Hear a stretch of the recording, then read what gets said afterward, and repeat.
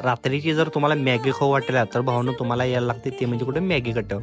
रात्रीचा धीऱ्याचा फोन आलता की भावानं भुका लागल्यात कुठं जायचं. मग त्याला म्हणलं चला भावा बालाजी चौकात असणार आपण मॅगी कट्टा जाऊ.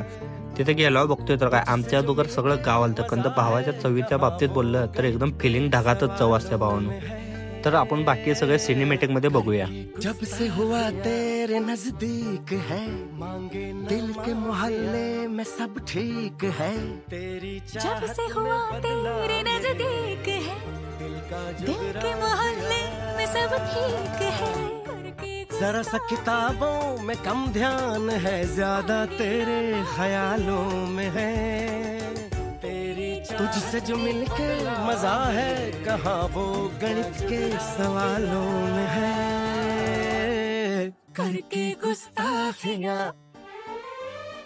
मांगे ना माफिया